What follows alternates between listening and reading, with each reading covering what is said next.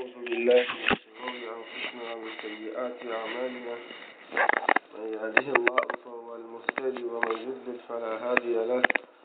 وأشهد أن لا إله إلا الله وحده لا شريك له وأشهد أن محمدا عبده ورسوله صلوات ربي وسلامه عليه وعلى آله وأصحابه ومن تبع مسلكه إلى يوم الدين أما بعد ọ̀pẹ́ni fún Ọlọ́run subhanahu wa ta'ala àtọ̀ ìkẹ́ àti ìgẹ̀ fún Ànábì Muhammad sallallahu alayhi wa sallam ìkẹ́ àti Ọlọ́run tí a tọrọ fún wọn lórí Ànábì nìkan kan bá wọn ará ilé rẹ̀ wọn bá wọn sàhábà rẹ̀ àti gbogbo àwọn tó wọn ń tọ ojú Ànábì Muhammad sallallahu alayhi wa sallam títí rí ìrìnàlẹ̀ kìyàmù Ọlọ́run subhanahu wa ta'ala ìwọ̀n ṣubú èyí tí a ṣẹ̀dú títọ́ ní ìdájí kọlọ́wọ́ subhanahu wa ta'ala kí ó gbà ní ìjọsìn lọ́wọ́ wa kó wá jẹ́ kí a kí ọ̀pọ̀lọpọ̀ rẹ̀ láyé kó ṣe wá ní ẹrú tá a máa rí tọ́lọ́wọ́ subhanahu wa ta'ala rò ní gbogbo àsìkò rẹ̀. Níbi ìdánilẹ́kọ̀ọ́ yìí tí a ti bẹ̀rẹ̀ láti ọ̀sẹ̀ tó lọ pẹ̀lú ògo Ọlọ́run subhanahu wa ta'ala ibi tí a ti dá ẹnu dúró lọ́sẹ̀ tó lọ ibẹ̀ láti wá bẹ̀rẹ̀ ní òní pàápàá ìlọ nípa hadisi tí à ń ṣàlàyé fúnra wa tíra àti àpè orúkọ rẹ̀ ní Umdatul Ahkam tí a sì ti ṣàlàyé hadithi alákọ̀ọ́kọ́ ti hadithi àfáwa àti ọ̀gá wa Umar radiyallahu anhu tí wọ́n gbà wá ìtàn fi ṣàlàyé fúnra wa nípa ọ̀rọ̀ àníyàn. A ti sọ fúnra wa pé àníyàn tá a rí yìí gbogbo iṣẹ́ òun ni ó wọ̀ ọ̀la wípé tá a bá ní ká máa ṣàlàyé ká ti ẹnu bọ hadithi yìí àwọn ọ̀rọ̀ pọ̀ lórí rẹ̀ gan pàápàá jùlọ nípa ọ̀rọ̀ àníyàn tó dẹ́ sí pé ibi táwọn afá sọ̀rọ̀ àníyàn dé ibi tí wọ́n sọ dé náà ni pé àníyàn rèé kódà iṣẹ́ tí ò kí ń ṣe iṣẹ́ ìjọsìn àníyàn lè sọ di iṣẹ́ ìjọsìn ibi tọ́wọ́ àníyàn lágbára dé kí ẹ máa jẹun sì kò sí ìjọsìn ṣùgbọ́n tí ẹ máa ń jẹun látàrí pé oúnjẹ tí mo ń jẹ yìí mo fẹ́ di lálàáfíà láti gbà kí n fọlọ́wọ́ bá subhanahu wa ta'ala irú oúnjẹ yìí ó ti di ìjọsìn ni lára àwọn àǹfààní oríṣiríṣi tí àwọn afá ṣàlàyé fúnra lórí ọ̀rọ̀ àníyàn rèé tó jẹ́ sí pé a gbọ́dọ̀ mú ojútó ọ̀rọ̀ àníyàn wa tó jẹ́ sí pé gbogbo abala ẹ̀sìn ló wọ̀ bá kírun àádáníyàn bá ṣe ìmọ̀ra àádáníyàn bá yọ zàká àádáníyàn bá ṣe hajj àádáníyàn gbogbo iṣẹ́ ìjọsìn pátápátá wá lẹ́sẹ̀ gbogbo ẹ̀ la máa ń gba kí ni la máa ń da àníyàn sí. hadith ẹlẹ́ẹ̀kejì tí afáwa mú wá fún wa nínú tí àwọn sọ́pọ̀ kọ̀ ẹ̀ ní Umdatul Ahkam náà ni hadithi àfáwà àgbà nínú àwọn aṣáájú wa rere òun náà ni Abu Hurairah radiyallahu anhu afáàní an Abi Hurairah radiyallahu anhu qala Rasulullah sallallahu alayhi wa sallam la yaqbalu Allahu salata ahadikum idha ahdatha hatta yatawadda al-Bukhari àfáà ní kí hadith ẹlẹ́ẹ̀kejì lọ́wọ́ mú wá fúnra wa yìí wọ́n ní àfáà ọ̀gá wa Abu Hurairah radiyallahu anhu ló gba hadith yìí wá nínú àwọn aṣáájú rẹ̀ tó yẹ síta mùsùlùmí ta ní òun náà ní Abu Hurairah radiyallahu anhu bó tiẹ̀ jẹ́ sí pé àwọn èèyàn kan lónìí wọ́n lè fẹ́ lọ àbùkù kan pé ṣé wọ́n nìkan ni lórí ẹ sí pé hadith Abu Hurairah òun ló gbàdí ìwájú náà àwọn sàhábà Nábì Muhammad sallallahu alaihi wasallam torí ìdílé wá ń yà àwọn èèyàn kan lẹ́nu pé ọdún wo ló gba ìsìláàmù Abu Hurairah gba ìsìláàmù ní ọdún ẹlẹ́ẹ̀keje lẹ́yìn ìjọ Abu Hurairah tó gba ìsìláàmù bóyá sí pé wá pẹ́jọ́ ìsìláàmù yìí tó ló tún wá gba hadith iwájú lọ́dọ̀ oníṣẹ́ ọlọ́run Ànábì Muhammad sallallahu alayhi wa sallam torí ẹ̀rẹ́ àwọn ọmọ ẹgbẹ́ náà àbùkù kan pé ṣé wọ́n nìkan ni ẹ̀yin náà wo ayẹ̀sẹ̀ ka hadith méjì péré nínú tírà yìí ni o àti mẹ́nu bà hadith Abu Hurairah tó yẹ kí tára tó ti tẹ̀síwájú ìdáwọ́ káwọn ẹ̀dá ọkọ̀ Abu Hurairah lọ lóríṣiríṣi ṣùgbọ́n kankan jẹ́ pé àwọn ni ó mọ̀ náà ni pé Ànábì ti ṣàdúrà fẹ́ni tá à ń sọ yìí sallallahu alaihi wasallam ilé hadith tó gbà wá láti ṣe Ànábì ń sọ̀rọ̀ ọjọ́ kan Ànábì wá sọ pé ta ló fẹ́ tẹ́ aṣọ rẹ̀ síwájú mi hatta azẹ́mi ní hadal hadith táwọn lè tẹ́ aṣọ rẹ̀ síwájú mi kí n tó parí ọ̀rọ̀ tí mo ń sọ yìí Abu Hurairah táwọn di aláǹkì láti wọ́n pè mí nìkan ni wọ́n wà bẹ́ẹ̀ mo wọ̀ tún wò sí mi ò rẹ́ nìkan kan bẹ́ẹ̀ òun nìkan ló wájú Ànábì sọ̀rọ̀ sọ́lámù lọ́jọ́ ẹ̀ òun ló wá tẹ́ aṣọ rẹ̀ Ànábì wá sọ̀rọ̀ Ànábì wá ṣàdúrà fún ó ní láti bàbá mi ṣàdúrà fún òun ò gbọ́ hadith kan kí kóun tún gbà sí rẹ̀ mọ́ tó ń túmọ̀ sí pé kò í ṣòun náà ni àdúrà náà fi gbà lórí rẹ̀ òun náà tún wá mójútó ẹ̀sìn ọlọ́run ọba subhanahu wa ta'ala tó wá ná àbúrò rẹ̀ kì í fà náà bí ilẹ̀ nígbà kankan gẹ́gẹ́ bí òṣè kí ń fún àwọn sọ̀hábà náà lẹ̀ pé àkíní wọ́n gbọ́ lẹ́nu ànábì kí wọ́n gbọ́ lẹ́nu ànábì gẹ́gẹ́ bẹ́ẹ̀ òun náà wá rẹ̀ kò kí ń kó lọ́dọ̀ àwọn sọ̀rọ̀ àgbàlá nígbà kankan tó túmọ̀ sí pé tá a bá ka ìtàn wọn wàláhì ajẹ́ ká mọ̀ pé kì í ṣe ní ebú ẹni tẹ́ kó dẹ̀ mójútó ẹ̀sìn wọn la fi ń gbé titi wọn ló pọ̀ jù ajẹ́ pọ̀ lóòótọ́ yìí àlùjànnà tá a wá làwọn náà jọ wà náà tá a ń bá àwọn ọ̀nà táwọn ń gbà wá ó ṣe kí ni ó lágbára ju tiwa lọ kọ́lọ́wà subhanahu wa ta'ala kó ṣe rọ́wọ́ àlùjànnà. Abu Hurairah radiyallahu anhu ọwọ́ adé qala Rasulullahi sallallahu alayhi wa sallam ànábì Muhammad sallallahu alayhi wa sallam ọjọ́ kan báyìí pé la yaqbalu Allahu salata ahadikum idha ahdatha hatta yatawadda.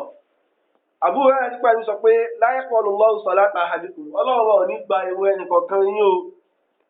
la yaqbalu ọlọ́wọ́ ò ní gba ìwé ẹnì kọ̀ọ̀kan yín idha ahdatha tó bá ti lè gbẹ́gbin hatta yatawadda tí tá tó fi ṣe kí nìyẹn o tá fi ṣàlùwàlá. Hadith Imam Bukhari ló gbà wá lọ́nà méjì nínú Sahihu wọn. Àwọn afáwa méjì náà wà ní ọ̀rọ̀ yìí Imam Bukhari ló gbé jáde àbúrò rẹ̀ ló ṣe kí nìyẹn ló gba hadith wa fáwọn kó wá ní kẹ́ gbogbo wọn. Alákọ̀ọ́kọ́ bẹ́ẹ̀ kí n túmọ̀ hadith yìí òun náà ni pé la yaqbalu Allahu salata ahadikum ọlọ́run ọba ò ní tẹ́wọ́ gba ìrun ẹnìkọ̀ọ̀kan yín salata ahadikum ìrun ẹnìkọ̀ọ̀kan yín hatta idha ahdatha nígbà tó wá ti jẹ́gbìn hatta yatawadda títà fi ṣe àlùwàlá. Alákọ̀ọ́kọ́ ń bẹ̀ wọ́n lọ́n gbé hadith yìí ó ń tọ́ka sí pé ẹ̀gbin kékeré ni ànábì ń sọ. Kí nìdí? Òun náà ní pé hatta yatawadda ẹ̀gbin kékeré tó yẹ sí pé àlùwàlá lè gbé kúò òun náà ni ẹ̀gbin tó yẹ sí kéwé àgbà tí èèyàn tọ̀ àbí èèyàn ṣe kí ni àbí èèyàn lọ sí tọ́ílẹ̀tì àbí èèyàn yàtú irú àwọn ẹ̀gbin yìí wọ́n máa ń pè ní alhadathu al-asghar tó nínú òfin ṣẹ̀rí àtọ́lọ́wọ́ bá subhanahu wa ta'ala a ní ẹ̀gbin méjì ìran méjì náà ló pé sí ìmọ̀ kí ẹ̀gbin jẹ́ alhadathu al-asghar kó yẹ sí pé ẹ̀gbin tó ṣẹlẹ̀ sí wa ẹ̀gbin ńláńlá ni gẹ́gẹ́ bí kéèyàn ṣe kíni gẹ́gẹ́ bí haidọ̀ kóbìnrin parí haidọ̀ eléyìí sì inú àwọn ẹ̀gbin ńláńlá ṣe dandan ní kóbìnrin rẹ̀ kíni yẹn o kó wẹ̀ lẹ́yìn haidọ̀ àá sì padà débi tí wọ́n ṣàlàyé àwọn nípa haidọ̀ náà nínú rẹ̀ òun náà ni kéèyàn dáràn jánábà kéèyàn jánábà rẹ̀ ń sì nínú àwọn ẹ̀gbin ńláńlá tí wọ́n ṣe dandan ní kí a wẹ̀ àlùwàlá nìkan ò lè dí òun àbí kíkì yẹn ò ká tún wẹ̀ náà fún un. lọ́bi mú hadith wa pé la yaqbalu Allahu salata ahadikum hadith ilé wa rẹ̀ sòun tọ́ka sí pípẹ́ ẹ bá ti jẹ́ ẹ̀gbin o tọ́ ẹ pé ẹ̀gbin kékeré wa ni ọlọ́run wa ò ní tẹ́wọ́ gba ìwé ẹnìyẹn tó bá yẹ kí nìyẹn ò tó bá kírun hatta yatawadda títí táfi ṣe àlùwàlá. hadith yìí àwọn ẹ̀kọ́ oníranran ló pọ̀ nínú hadith yìí tó yẹ sí pé ó yẹ kí á mójútó. aláwọ̀kọ́ mẹ́tí wọn kọ́ sọ fún wa náà ni pé hadith yìí rèé àti hadith tó ń bọ̀ lẹ́yìn rẹ̀ hadith eléyìí òun bá wa sọ̀rọ̀ wípé kéèyàn ṣe ìmọ́ra ká ṣe dandan ni ká kọ́ lọ mú yẹn dání ká ṣe ìmọ́ra ìmọ̀ ó wá lè yẹ sí pé àìrómi káwá ṣe kíni o káwá lọ ṣe tàyámúmù ká lọ ṣe àlùwàlá oníyẹ̀pẹ̀ àbí kó yẹ sí pé àlùwàlá olómi náà la máa ṣe méjèèjì rèé a fi ń gbé ìmọ́ra kúrò ní. bó tẹ̀ jẹ́ sí pé àwọn àfáà mi fẹ́ sọ wípé bóyá ká ṣe tàyámúmù rè kó yẹ kó wọ́n ń gbé ẹ̀dùn kúrò ṣùgbọ́n àkànná ń lò láti kíni láti fi sìn òní náà ní lọ sí abala bẹ̀rẹ̀ lónìí. nínú ẹ̀kọ́ alákọ̀ọ́kọ́ tó wọ́n ká wọ́n ní hadith yìí bí àfáà tó ṣe tí àtẹ̀sírí làǹláàmù ṣe gbé wá wọ́n ní anna salata al-muhdith la tuqbal hatta yatatahhar min al-hadathayni al-akbar wal-asghar. àfáà ní pé nínú hadith yìí àkọ́kọ́ rí wípé ẹni tó bá jẹ́gbin ìmọ̀ kó jẹ́gbin ńláńlá ni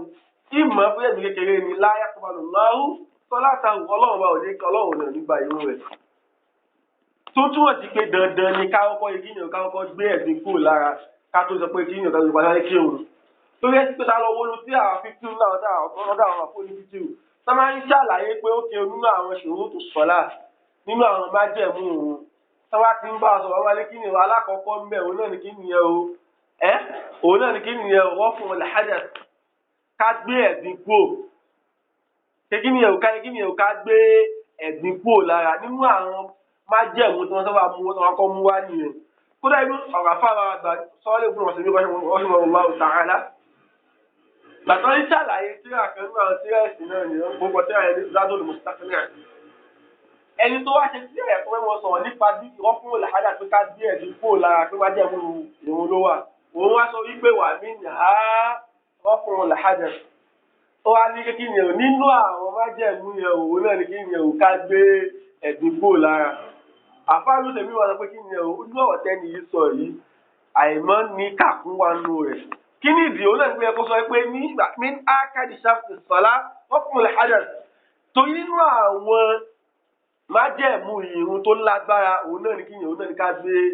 ẹ̀gbin kúrò eléyìí nínú ẹ̀kọ́ ẹlẹ́ẹ̀kejì sábà nínú hadith yìí òun náà ní pé anna al-hadatha naqidun lil-wudu òun náà ní pé ẹ̀gbin tá a rí yìí ìmọ̀ kó jẹ́ ẹ̀gbin kékeré àbẹ́gbin ńláńlá ni naqidun lil-wudu ìmọ̀ ń ba àlùwàlá jẹ́ ni wa mubtilun lis-salah ó sì máa ń ba ìrun jẹ́ idha kana fiha tó wá jẹ́ sí pé ẹ̀gbin ti wà lára nǹkan tí lára rẹ̀ tó máa ba ìrun jẹ́. ẹlẹ́ẹ̀kẹta òun náà ní pé al-murad bi 'adam al-qabul kí ni ìtumọ̀ pé wọ́n ní gba ìrun tí a sọ ní wọ́n hadith yìí láti sọ ní hadith yìí àwọn afáà ní pé ìtumọ̀ rẹ̀ ní pé 'adamu sihhati as-salah wa 'adamu ijza'iha òun náà ní pé ìrun tẹ́nì yẹn bá kí ẹ̀ tó dẹ́gbìn tó bá kí wọn 'adamu sihhati as-salah ìrun àwọn kọ́ ní pé ìrun tó kọ́ kí ìrun kọ́ lálàáfíà nì ẹ̀ tó kí wọn kódà kó yẹ sí pé èèyàn gbàgbé kátó yàrá yẹn sílẹ̀ tẹ́ wàá gbàgbé nísìn èèyàn bá èrò ṣàlọ́ àlá èèyàn wá kí wọn láàzìmù ní kẹ́ẹ̀kí nìyẹn o kí ẹ lọ sálọ àlàáṣẹ kẹ́ẹ̀kẹ́ tó wá tún ìwọ̀n yẹn kí kò í ṣe kẹ́kẹ́ bí wọ́n pé mo gbàgbé mo wá kí òun kọ́lá tó bá fẹ́ kí òun nìyẹn wá gbàgbé mo fẹ́ kí òun ṣàlọ́ àlá àbó ṣàlọ́ àlá ó wá gbàgbé pé o ò sí ìwẹ̀wẹ̀ kó dáràn jánábà àbí nínú àwọn ẹ̀gbin ńláńlá tó wá lè wíyàn kí òun yẹn ìyẹn á ṣe ìyẹn á dá tú ọ̀la ìyẹn á tún òun yẹn kí ìdí ọ̀rọ̀ yìí lágbára dé pé ìwọ̀nà kí n láì kí n yẹn o látàrí gẹ́gẹ́ bá ti ní ẹ̀gbin lára. àfọwọ́ ni pé nínú ìtumọ̀ pé wọ́n ní ìgbà náà ń pe ádámù sí hàtì sọ́lá òun náà ní pé ìrun tẹ́nì yẹn kí ò lálàáfíà wà ádámù ìjìdá ìyà kò tún wá ní gbaládá lórí pé ó ṣe kí nìyẹn lórí pé ó kí ìrun yẹn. májẹ̀mú ẹ̀ka nínú àwọn àǹfààní tó yẹ ẹlẹ́kẹrin tó fà mú wa òun náà ní pé al-hadith yadullu ala anna at-tahara shartun li sihhati as-salah àdìsí yìí ó ń tọ́ka sí pé ìṣe ìmọ́ra o ní kí ni ẹ̀ ò ṣáàtún nínú àwọn májẹ̀mú kí òun lálàáfíà ni. a máa rí mi àdìsá kà fúnra wa yìí wípé ọ̀ràn èèyàn ní ká ṣe ìmọ́ra yìí wá rèé sádìsì yìí gbé wá fúnra òun náà ní pé ìṣe ìmọ́ra láti ṣe àlùwàlá ká tó kírun tó wá ti mú wa dá ẹ̀gbin. ọ̀rọ̀ yìí wá rí ọ̀pọ̀lọpọ̀ àwọn èrò ìfẹ́ ọ̀nà tẹ̀fẹ́ ní kàkún sí ọ̀rọ̀ yìí tó yẹ kí kó rà wípé tó ti bèrè nínú àwọn àfáàgbọ̀n náà pé ẹni tó wá wọn mọ̀ tó wá kírun tó dẹ̀ dẹ́gbin sára rí kínní. alákọ̀ọ́ká kọ́ lọ́wọ́ yìí pé ẹni tó wá kírun tẹ́gbin wà lára rẹ̀ ọ̀rọ̀ táwọn àfáà ní lórí rẹ̀ le púpọ̀ kódà àwọn àfáà mi gbà pé ẹni tó wá mọ̀ pé ó wà fún òun ti dẹ́gbin ìwà ṣàlọ́ àlá ó wá mọ̀ lọ kírun àwọn àfáà ní kí ẹni báyìí ó ti fi kèsì pé ó wà fún òun ti dẹ́gbin ó wá mọ̀ kí n lọ kírun jàre ìwé ẹni báyìí àwọn àfáà mi gbà pé ó ti fi kèsì kí nìdí òun náà ni wọ́n kà á sí pé àlèstèzá òfìdíìn níbi pé èèyàn fi ẹ̀sìn ṣeré bẹ́ẹ̀ ló ṣe rí ìfi ẹ̀sìn ṣeré dẹ́rẹ́ nínú àwọn nàwa kílù ìsìláàmù ló wà nínú àgbẹ̀ tó wọ́n ń ba ìsìláàmù ẹ̀dá jẹ́ òun náà ni àlèstèzá òfìdíìn kí ẹ̀wọ̀n fẹ̀sìn ṣeré bó ṣe ní wọ́n yẹ ṣẹlẹ̀ sáwọn ọ̀sẹ̀ lásìkò àwọn sọ̀hábà òun náà ní pé kéèyàn mọ̀mọ́ kírun láyé téèyàn lẹ́wọ̀ pé èèyàn ti lẹ́gbẹ̀ẹ́ lára àwọn afámi gbà pé kí nìyẹn pé ìwà tẹ́nìyẹn wù nínú ìwà kèfèrí ni kọ́nà subhanahu wa ta'ala kó ṣọ́wa kó ní ìwé ilé. hadith yìí wá inú àtàwọn aráàlú fún wa gbọ́ yé láti wọn nínú àǹfààní tó wà bẹ́ẹ̀ náà ni pé hadith yìí rèé òun tọ́ka sí wípé téèyàn bá fẹ́ ṣe téèyàn bá ti ní àlùwàlá èyàn gbọ́dọ̀ gbìyànjú àti ṣe àlùwàlá èyàn gbọ́dọ̀ ṣe ìmọ́ra. hadith tó wá ń pọ̀ lẹ́yìn rẹ̀ òun náà fẹ́ jọ bí wọ́n ti fẹ́ jọ àwọn padà ṣàlàyé fún hadith ẹlẹ́ẹ̀kejì tó yẹ káka hadith méjì papọ̀ kálíwà ìdìbò sí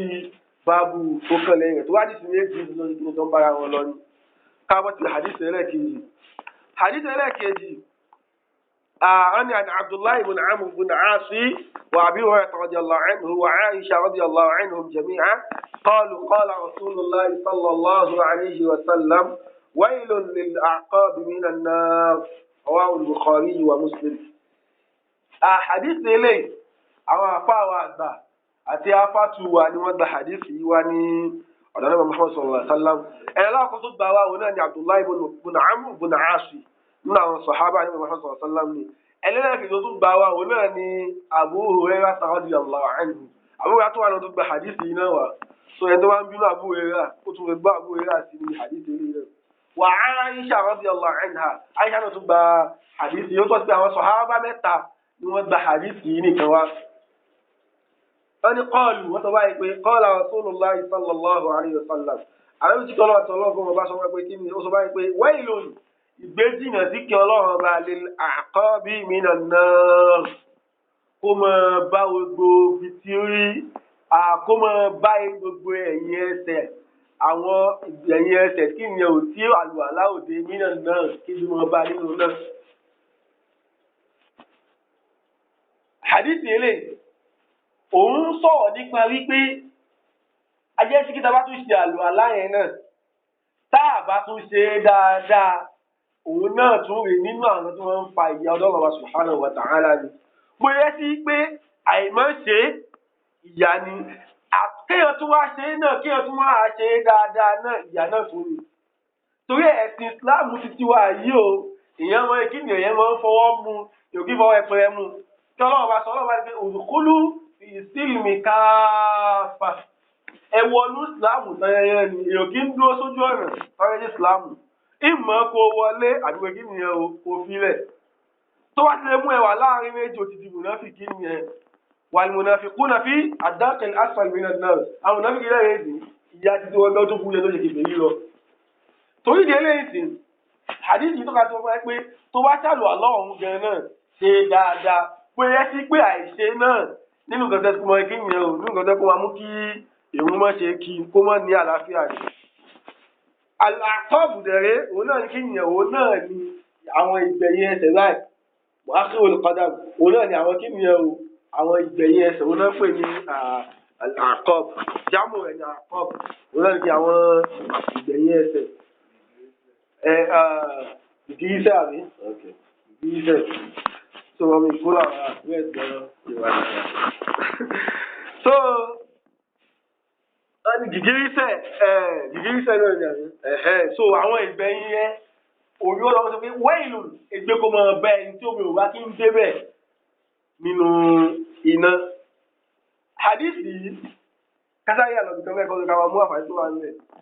àwọn ẹlòmíì tó yẹ sí pé ọ̀rọ̀ ẹ̀sìn òye wọn tó máa ń sọ̀rọ̀ nípa pé kí ṣòkòtò wọn kọjá kókósẹ̀ wọ́n á ní pé ṣèwádìí sọ pé kí ni o máa asfala min al-ka'bayn fa fin nar gbogbo nǹkan tó wáyé kí ni o tó bá ti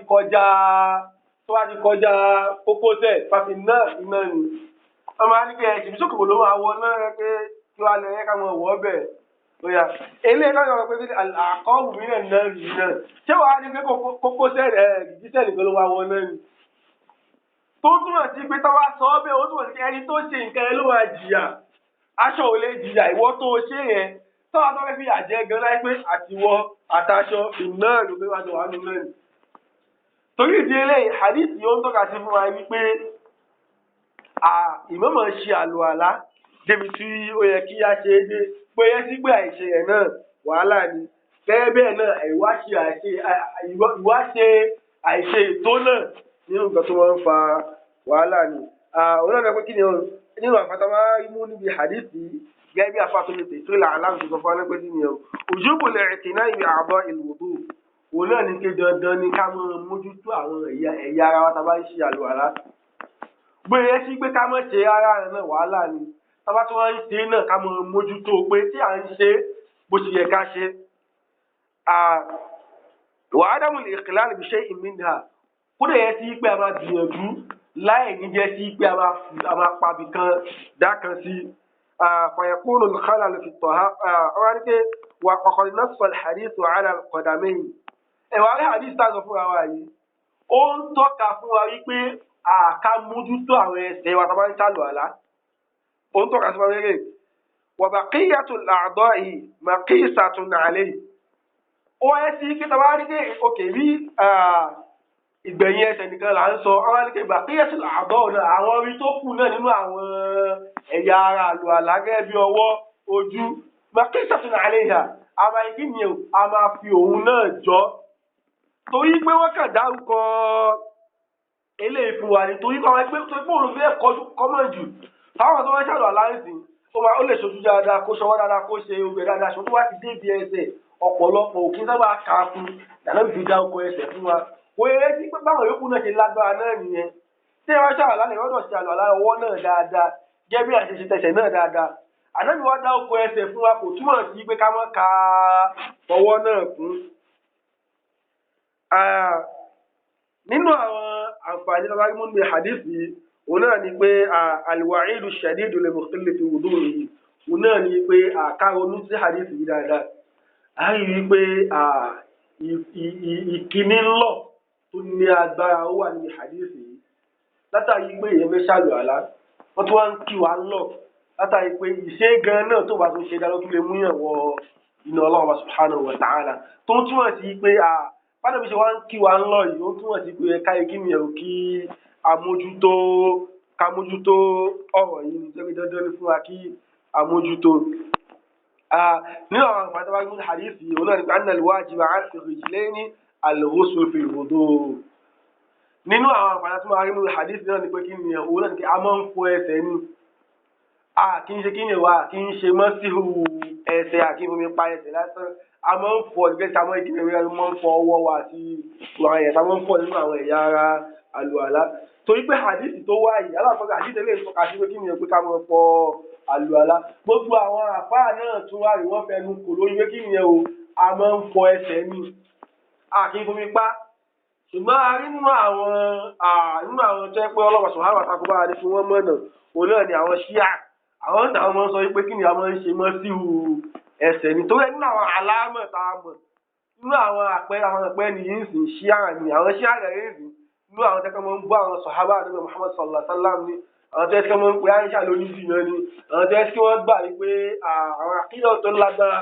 ló wà nípa àwọn ṣíà tó yẹ pé ànímọ̀ mẹ́rin lọ́bẹ̀rẹ̀ so àwọn yìí rẹ̀ ń titi wọn àwọn gbà wípé kí ni o ẹsẹ̀ rẹ̀ àkí ń fọ níbi àlùwàlá a máa ń fomi pa ni ọ̀rọ̀ wa rè ṣáàzọ́nù ọ̀rọ̀ tó yẹ sí pé kí ni ọ̀rọ̀ tó yẹ pé kò ní ìtumọ̀ ni ọ̀rọ̀ tó yẹ sí pé kákàrà káwọn ìwo ẹ̀yà ni ẹ̀yọ owó àwọn èèyàn ló kàn ń sọ torí àwọn afọ́ kì í fọ́rọ̀ wọn ní ìtumọ̀ torí ẹ̀rẹ́ hadithi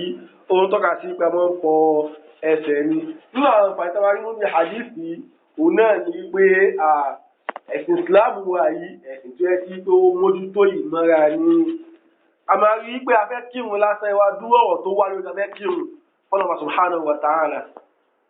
káṣàlù àlá Ọlọ́hun apá aláṣẹ àlù àlá ó tún wá pa aláṣẹ rí bá tún ṣe àlù àlá náà dáadáa tó túmọ̀ sí pé ẹ̀sìn ìmọ́ra ni a kì í fi ìmọ́ra ṣeré nínú ẹ̀sìn Islam tó yẹ wọn lóun ṣe Islam tó wá kí mójútó ìmọ́ra ìwé ẹni báyìí ń sìn àgbọ́yé ẹ̀sìn Islam yẹn ò sí lára rẹ ni kí Ọlọ́hun bá kẹsàn-án kò wáyé Ọlọ́hun bá ní khudhu zinatakum inda kulli masjidin Ọlọ́hun bá ní kí ni ẹ máa ṣe àwọn ẹ̀ṣọ́ yín inda kulli masjidin nígbà dárí bẹ́ẹ̀ sí òun ẹ̀rí olótún tó pé kí nìyẹn ẹ̀rí olótún tó pé kí nìyẹn mójútó ìmọ̀ra lẹ́yìn ilé tó túmọ̀ sí pé ìṣe ìmọ̀ra rẹ nínú àwọn nǹkan tí ìsìlámù kí nìyẹn ò tí ó pè wá sí ni kọ́lọ́ba subhanahu wa ta'ala kí ó ṣe ní ìrọ̀rùn fún èmi àti nínú àwọn àti àwọn arímú ní hadith yìí náà bákan náà òun náà ní hadith alákọ̀ọ́kọ́ yẹn ó fi ń tọ́ka sí pé ká tó lè bẹ̀rẹ̀ ìkankan nínú àwọn ìjọsìn tó wá ti mú wa dá ẹ̀gbìn abọ́dọ̀ ṣe àlùalá nínú ẹ̀wárí náà ní pé tó wáyé pé àwa ti ṣe pé adẹ́gbìn lóòótọ́ bọ́ àwa ti ṣàlùwàlá àwa ti ṣe kí a ti ṣe mọ́ra àwa fẹ́ kírun àwa rò pé àwa mọ èyí tá a ti ṣe pé ṣé mo tún ti dé lẹ́yìn àlùwàlá tí mo ṣe ni torí ẹni wọn ni pé kí ni o eléyìí òun náà ni pé a máa mọ̀ lórí pé nǹkan tá a ṣe gbẹ̀yìn nǹkan tó kílẹ̀ sọ náà ni pé a ti ṣàlùwàlá àwa fẹ́ kírun àwọn ọgbà ṣé mo dẹ́jà bí mo dẹ́gbin a máa mọ̀ lórí pé mo ti ṣe àlùwàlá náà nínú ọ̀gá tí táwọn tó gbé wa fún wa ní ọ̀run náà nìyẹn wọn táwọn tó bá máa ṣe èméjì pé ṣé mo ti dẹ́gbin àgbo ti ṣàlùwàlá tó yẹ pé àmùká ti ṣàlùwàlá ṣùgbọ́n àwọn òpin ṣé mo dẹ́gbin àbí mo dẹ́gbin a máa mọ̀ lórí jáde kí ni ẹ wa ti ṣe àlùwàlá a sì mọ̀ bá ìmú wa lọ bọ̀ ká ní pé àwọn pé a ti dẹ́gbin àwọn òpin ṣé mo ṣàlùwàlá lẹ́yìn àti mo ti dẹ́gbin fẹ́ràn mo ṣàlùwàlá a máa mọ̀ lórí ìpìlẹ̀ kí ni ìpìlẹ̀ òun náà ni pé kò sí dẹ́gbin èyí tó wá jẹ́ òyìn náà ni pé kí ni ṣe òṣàlùwàlá àbò ìṣàlùwàlá sọ wàá gbé ẹ̀ sẹ́gbẹ̀ẹ́ ọkọ̀ ra mọ́ lórí pé kí ni ẹ pé ò ṣe àlùwàlá àtúnwá lọ ṣe àlùwàlá eléyìí ni àlàyé ní ṣókí lórí àwọn hadithi méjèèjì tí a fẹ́ ṣàlàyé fún wa ní ìdájí abánáwá subhanahu wa ta'ala kó ṣe àgbọ́yé ẹ̀sìn ẹ̀ fún ẹnìkọ̀ọ̀kan wa kó ṣe wá lọ́kàn nínú àwọn tí a mọ̀ rí ìmọ̀ra ṣe kó lè ṣe wá lọ́kàn nínú àwọn tọ́lọ́wọ́ subhanahu tó máa gba ìjọsìn ní ọwọ́ wọn kó mọ̀ da ìjọsìn wa lù wá ní àyà eléyìí ní ṣókí lórí àwọn àlàyé hadithi ológun Allah subhanahu wa ta'ala àtúmọ̀ tẹ̀síwájú lọ́sẹ̀ tó ń bọ̀ lórí hadithi tí ó kàn subhanaka Allahumma wa bihamdik ashhadu an la ilaha illa ant astaghfiruka wa atubu ilayk tí a bá ní ìbéèrè kí a gba ìbéèrè kí a tó rọrùn.